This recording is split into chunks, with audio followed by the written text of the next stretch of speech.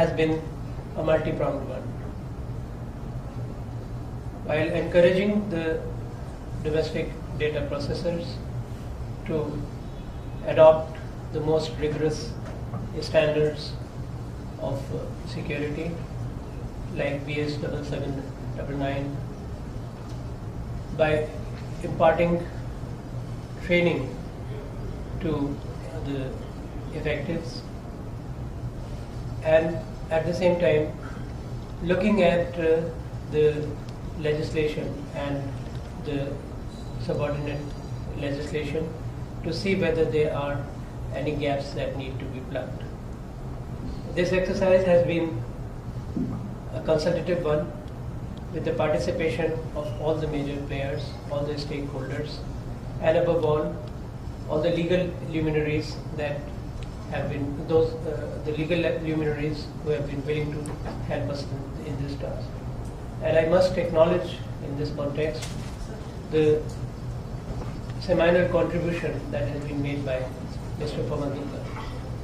We have made heavy demands on his time, and he has been very generous with it and has been making valuable suggestions.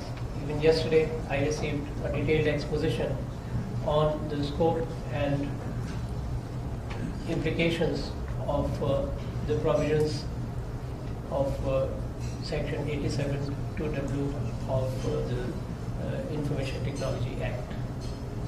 Apart from Mr. Duggal, there are other leading lawyers who are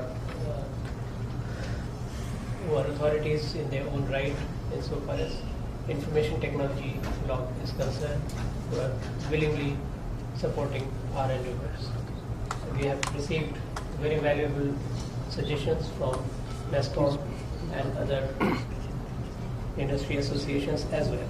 And I am confident that in the next few months it will be possible to apply closure to this exercise and remove this lacuna, if it is at all a lacuna in our legislation, and then not give an opportunity to the detractors of the industry to inhibit its growth.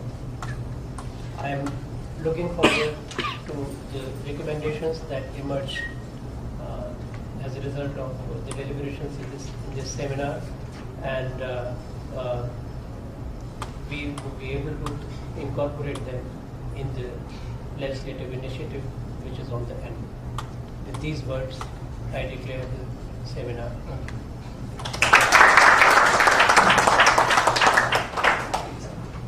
Thank you, Mr. Jaiswal, for your kind words.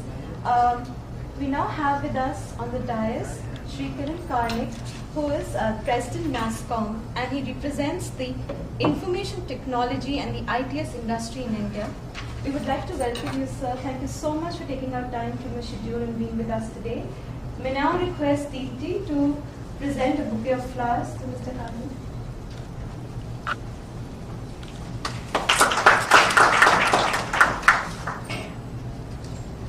Since we are all here today for the unveiling of the book, The Law of Business Process Outsourcing, which has been authored by Mr. Pavan Duggal, I would like to invite Mr. Duggal to share a few words about the book with us.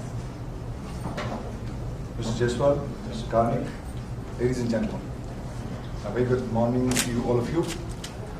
When I was actually advising a number of BPO clients, one of the main queries that was coming across was, do we have something which we can read up, some 2-3 pages? We are having this problem, or we are facing this issue. Actually, when we actually look at the outsourcing industry as a whole, its growth has really been remarkable. What really was never in the horizon in the late 90s, today is an important priority for Indian nation, and we all believe that the ITES sector, the IT-enabled services sector, as also the BPO sector, is going to be the engine for further growth of IT economy in our country. The question that arose was, in the initial days, everybody was on for business. And because business was the first priority, law was never a priority. But as this industry now moves on a more mature phase of growth, there is an increasing need to really focus on the legal issues. The conception that the BPO industry does not require law is misconceived. There are a number of legal issues that impact the BPO operations. From the time you want to plan about the BPO operation, to the time you set up a BPO operation, to the time you actually deliver services, to the time you actually conclude the contract. Each stage is full of legal issues, legal subjects that have to be very carefully treaded upon. And therefore, it's absolutely essential that I thought that we must have something which will be a collation, which will be a ready referencer for everybody in the industry. Therefore, I wrote this book, which took me about 9 months to write down. Now, in doing that, of course, I was handicapped because there was no one source of compilation available. There was no ready referencer, so we were virtually on a virgin wicket. But however, I did have in mind the industry. Therefore, I wrote this book primarily keeping the industry in mind, keeping people who are non-lawyers in mind. And therefore, anybody who's involved in the outsourcing industry, either as an investor or as a foreign client, or a service provider who's providing services, whether a call center service, whether a medical transcription service, whether legal transcription service, you name it and it goes on. To people who are even subcontractors.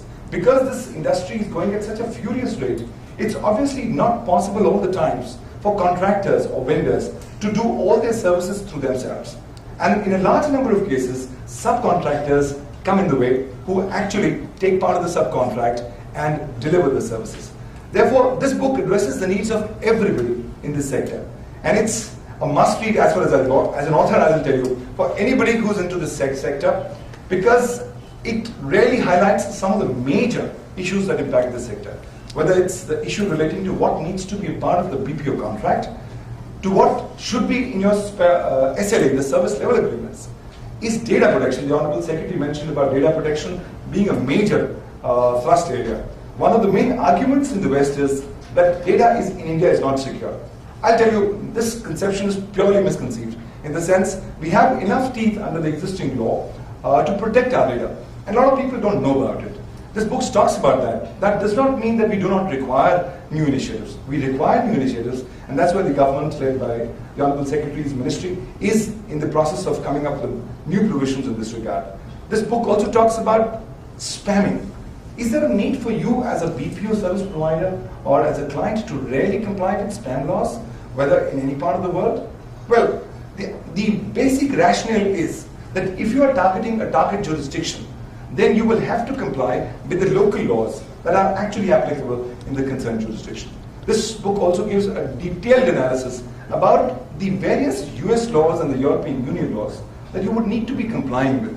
And you need to comply that on a more proactive basis. It gives a comfort level to the client, to the customer, that look, the service provider, though based in India, is already giving me the compliance so that I'm not going to be legally liable. It talks about various issues relating to information security. A lot of people feel, I need to set up a BPO unit and I start work. It doesn't happen that way. Now, as the industry is maturing, we need to put up immense focus on information security. And the law already has various connotations for the BPO service providers on what they need to do about information security. So in a nutshell, this book tells you all that you really need to know. If you have got any association of any kind whatsoever with the outsourcing industry in any capacity. And of course, it's going to be a great value for all lawyers who would be addressing their respective clients and their needs. And that's the reason why I thought I'd write this particular book. With that words, I'll like to take my seat back. Thank you, ladies and gentlemen. Introduction to your book.